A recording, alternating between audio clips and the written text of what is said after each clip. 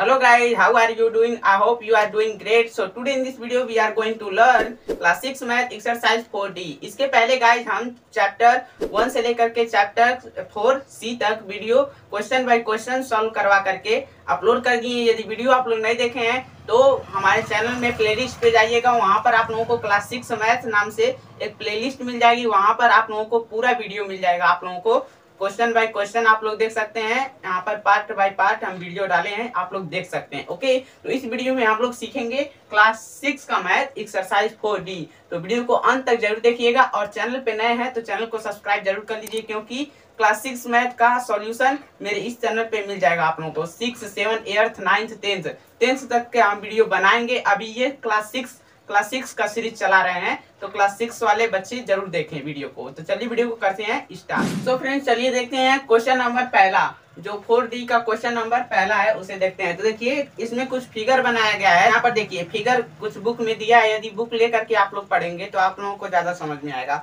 तो देखिए फिगर कुछ इस तरह से दिया है, आप लोग देख सकते हैं, दिखाई भी दे सकता है, यहाँ देख लीजिएगा।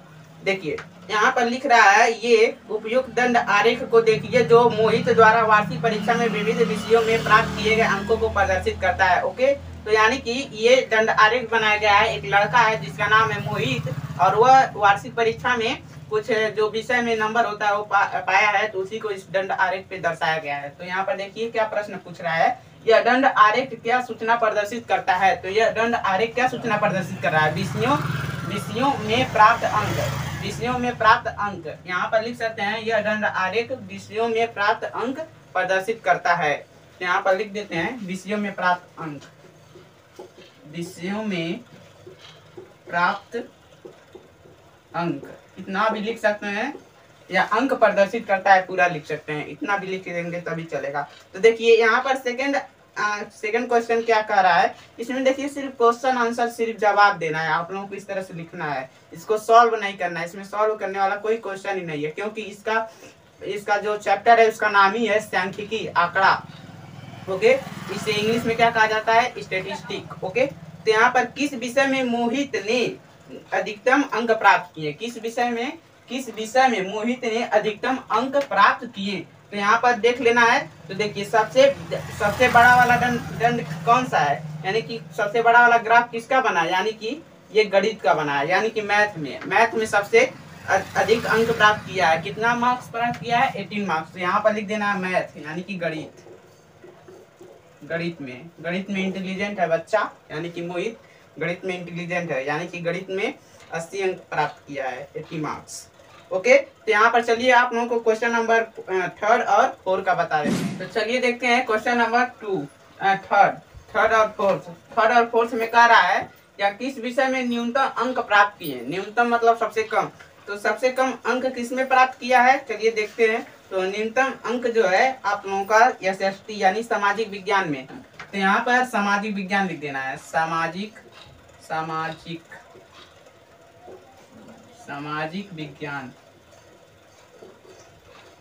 विज्ञान लिख देना है। किस विषय में न्यूनतम अंक प्राप्त किए, सामाजिक विज्ञान में। ओके, प्रत्येक विषय के नाम और उन विषयों में प्राप्त किए गए अंक भी लिखिए।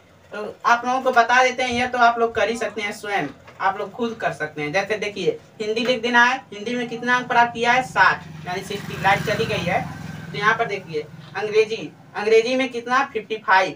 अंग्रेजी में जब आप लोग यहाँ पर जो बना है ये दंड आरेख, इसमें देखेंगे तो हिंदी में दिखा रहा है 60 और अंग्रेजी में 60 से थोड़ा नीचे है, यानी कि 55 से, जब 50 से ऊपर है तो 55 होगा। अब देखिए गणित में लिख देना 80 मार्क्स। विज्ञान में पाए हैं 75, यानी कि 80 और 70 के बीच में है तो 75 हो जाएगा। सामाजिक विज्ञान में 50 मार्क्स, यानी कि 50। ओके, तो चलिए ये आपका क्वेश्चन नंबर 1 खत्म हो गया। चलिए हम आप लोगों को बताते हैं क्वेश्चन नंबर 2, यानी कि क्वेश्चन नंबर 2। तो गाइस चलिए देखते हैं क्वेश्चन नंबर 2। क्वेश्चन नंबर 2 में ये कह रहा है कि निम्नांकित आरेख वर्ष 2004 में सरकार द्वारा खरीदे गए गेहूं का मात्रा दर्शाता है।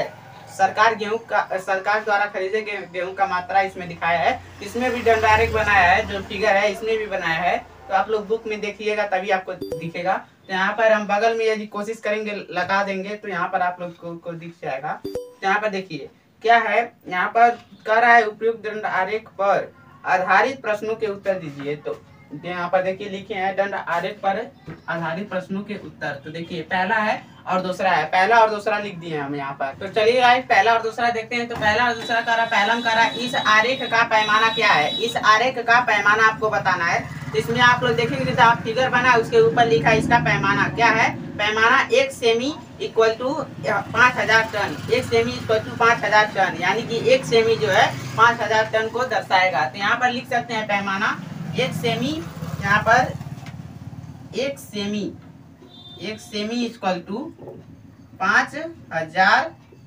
टन, यही आप लोग लिख दीजिएगा।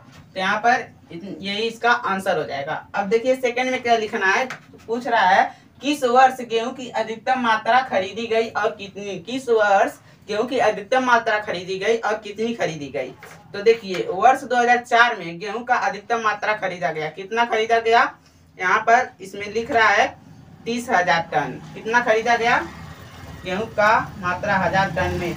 तो यहाँ पर देखिए 30,000 टन गेहूं खरीदा गया। कितने, यहाँ पर वर्ष 2004 में, वर्ष 2004 में 30,000 टन।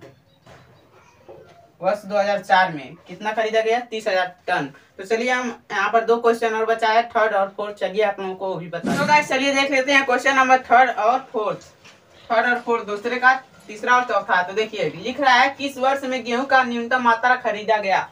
न्यूनतम मतलब कम मात्रा, यानी कि किस वर्ष में। तो 2000 में, वर्ष 2000 में गेहूं का न्यूनतम मात्रा खरीदा गया। कितना खरीदा गया, इसमें लिख रहा है 15,000 टन, लेकिन ये नहीं बताना किस वर्ष में गेहूं का न्यूनतम मात्रा खरीदा गया। सिर्फ लिख देना है 2000, वर्ष 2000। यहाँ पर वर्ष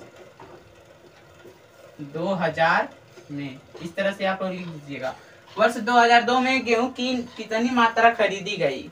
यहाँ पर चौथे वाले में बताना है, फोर्थ वाले में, कि वर्ष 2002 में गेहूं की कितनी मात्रा खरीदी गई। तो वर्ष 2002 में गेहूं का मात्रा जो है 20,000 टन है।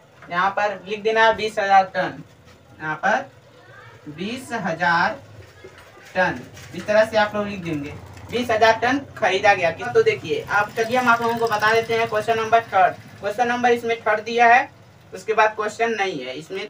तो ये एक्सरसाइज समाप्त हो जाएगा। चलिए क्वेश्चन नंबर थर्ड भी बता देते हैं। तो फ्रेंड चलिए देखते हैं क्वेश्चन नंबर थर्ड। तो क्वेश्चन नंबर थर्ड में हम सिर्फ आंसर पर लिख देते हैं, क्वेश्चन क्या आप लोगों को बोल करके बता देते हैं। देखिए कह रहा है, क्वेश्चन नंबर थर्ड में कह रहा है निम्नांकित दंड आरेख किसी आवासीय विद्यालय में प्रवेश पाने वाले शिक्षार्थियों की संख्या दर्शाता है। तो प्रवेश पाने वाले शिक्षार्थियों की संख्या दर्शा रहा है। तो देखिए उपयुक्त दंड आरेख के आधार पर निम्नांकित प्रश्नों के उत्तर दीजिए। तो वर्ष पहला कह रहा है कि वर्ष 2001 में शिक्षार्थियों की संख्या कितनी थी। वर्ष 2001 में शिक्षार्थियों की संख्या, वर्ष 2001 इसमें कह रहा है पैमाना 1 सेमी बराबर 10 शिक्षार्थी, यानी कि वर्ष 2001 में पूछ रहा है, यानी कि शिक्षार्थियों की संख्या बगल में दिया है। आप लोग जब ग्राफ देखेंगे, ग्राफ जो बना है तो ग्राफ यहाँ बगल में हम लगा देंगे, आप लोग देख लीजिएगा। तो देखिए यहाँ पर 2001 में दिखा रहा है 40 शिक्षार्थी। कितना, तो यहाँ पर 40 शिक्षार्थी लिख देंगे। इसमें 40 शिक्षार्थी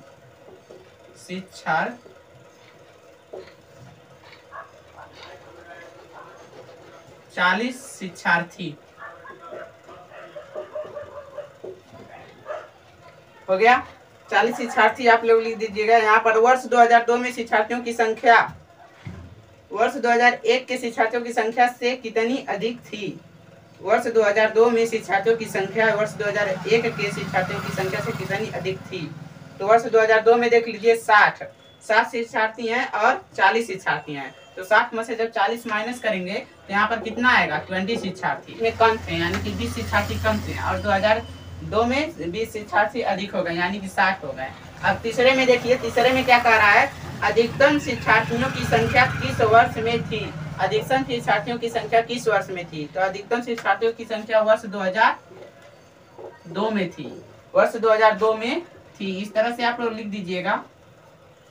आप लोग देखिए ये जो है, ये जो चैप्टर है, आप लोग इसका आंसर आप लोग यहाँ पर आंसर शीट से भी देख करके लिख सकते हैं। इसमें सिर्फ क्वेश्चन आंसर ही लिखना है। ये कम ही पूछा जाता है। जो आता है पेपर में क्वेश्चन आता है, इसमें से बहुत कम क्वेश्चन आता है, ना के बराबर क्वेश्चन आता है। ओके, तो ये इतना इम्पोर्टेंट चैप्टर नहीं है।